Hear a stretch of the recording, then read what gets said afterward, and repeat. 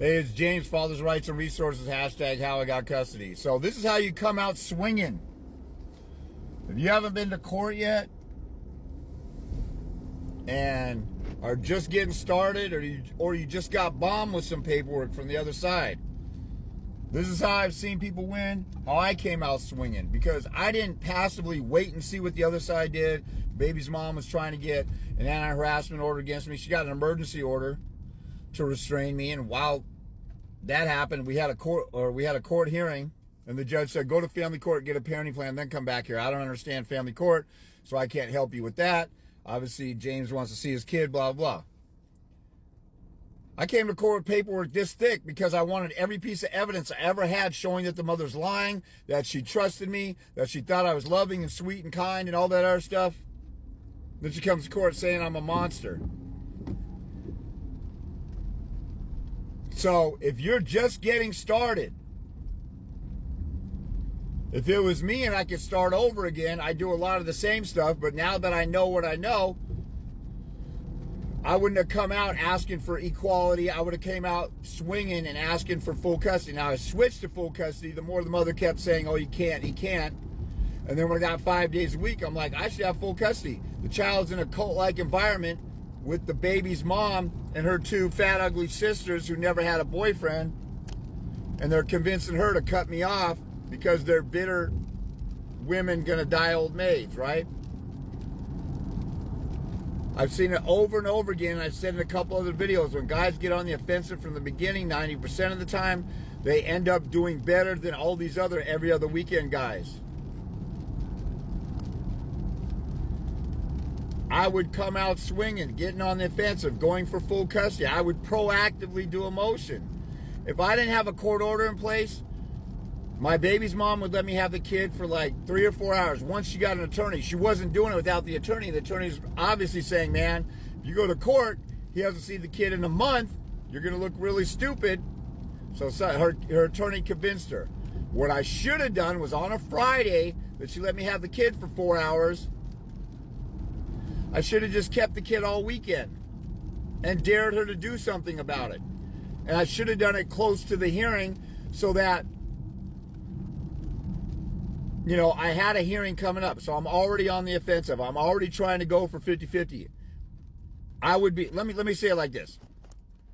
If I know that there's conflict and my baby's mom isn't letting me see the kid, or she is letting me and saying, you can only see the kid for a few hours, I'm going to file a petition for full custody. I'm going to demand a mental health evaluation on her, an anger management assessment.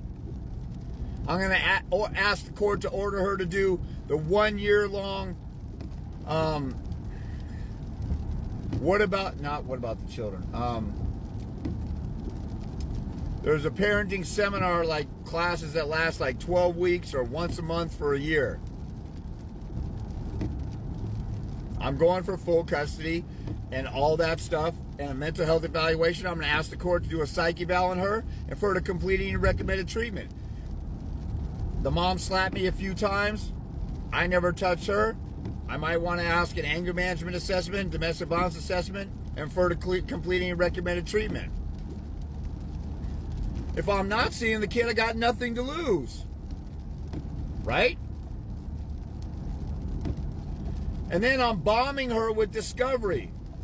If I'm dumb enough to have an attorney, then I make that attorney do a deposition from the beginning. When I worked at McKinley Irvin, you can Google it, McKinley Irvin, Seattle. It's the largest family law only firm in the greater Seattle area and in the Pacific Northwest, which makes it probably the largest family law only firm. They got like 30 or 40 attorneys. I worked there as a legal assistant.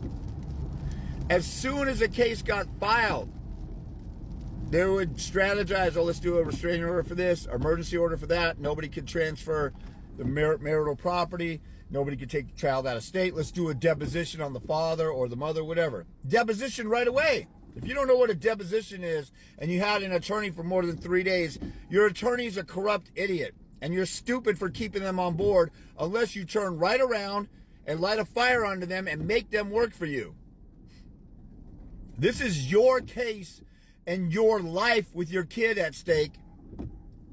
And you're going to court. The attorney is just this. The attorney is you in court. So if you want to do something in court, why is your attorney not doing it for you? They're your agent. If I'm Michael Jordan, I want $30 million in my last year with the Chicago Bulls, which is what he got.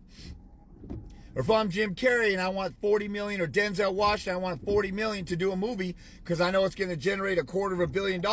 And my agent goes in and says, would you please give us about $2 or $3 million? I'm firing that idiot the day that I find out that that's what he's offering. I'm not tolerating that bull crap. But we tolerate our attorney selling us out. See, it's your case in your life, and when your attorney has come and gone and withdraws from your case, you're left with your life with your kid. And you're sitting here trying to serve your attorney and worship your attorney and do whatever your attorney says, and it doesn't make any sense. There's guys who spend $10, $20, $100,000 on an attorney, and they got every other weekend or 4 hours of supervised visitation. You could have done that for free without an attorney and walked into court with two hands tied behind your back blindfolded and got the same thing, you dummy idiot. How come you didn't think about that after the first $10,000 you spent and you got nothing?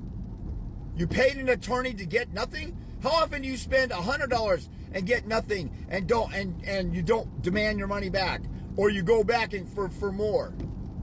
How many of you spend $2,500 on a transmission overhaul and you drive out of the shop and 2 days later your car gets stuck in gear or won't get out of a certain gear? And you go back and you pay another $2,500, and then it does it again. You pay another $2,500, and you do it 10 times. That's how stupid you look going back with an attorney who got you no visitation or little visitation. I'm coming out the gate swinging. I'm getting on the offensive. I'm putting in my court, like in Washington.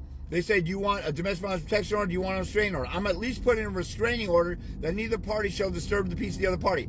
I'm getting on the offensive with the restraining order. I'm going to court saying we should exchange the child at a police station or, some public place. So I'm not looking like I'm an obsessive stalker saying, oh, I want to exchange the child. I want to pick the child up at the mother's home at her front door. If she's saying that she's a victim, don't be a stupid jackass and say, oh, I want to work stuff out. Oh, I want us to work. Oh, we could go ahead and co-parent. I can meet her at her house for the kid. You look like an obsessive stalker. This is a game of perception. You want to use some common sense and not do stupid stalker-like stuff. When I went to my restraining order hearing, I didn't catch it at first. My baby's mom was sitting there saying, James is calling, and her roommates were saying, James is calling the house, and this and that. And I'm like, wait a minute. After 2 hearings and about an hour and a half of argument over the 2 hearings, I was like, wait a minute, Your Honor. I'm starting to get the idea or perception that she's trying to say I'm calling the house to talk to her. I could care less whether I talk to her ever again in my life. I just want to be an involved father.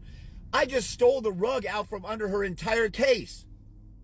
And some of you dumbasses go to court and say, Your Honor, I just want us to work out and be civil, and I just want this and that. And you sound like an obsessive stalker because she's saying, I want nothing to do with him.